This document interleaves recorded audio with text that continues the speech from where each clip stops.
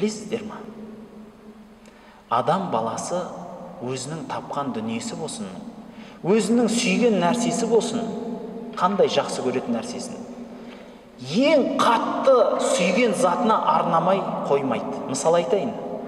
Бір бай кісілерге барып айтсаңыз, мына бір кедей кісі бар еді, жағдайы нашар еді, сол кісіге садақа жинап жатырмыз, не бересіз десе, 2000 теңге, 5000 теңгесін дірілдеп зорға шығарады.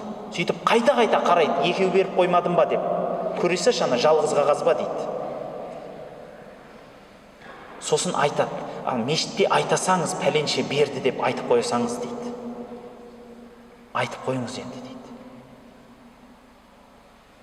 Ал сол кісі бір жерге барып достарымен тамақ жесе, жай ғана 150 000 теңгеге шай ішіп кетеді. Не болды десеңіз, көңіл ғой дейді. 150 000 теңге қайда кетпей жатыр дейді. Бір шай іштік достарыммен дейді. Бәрекелді. Яғни Аллаға 5000 теңге. Арақпаз досына 150 000 теңге да. Кім жақын екенін түсінесіз ғой өзіңіз.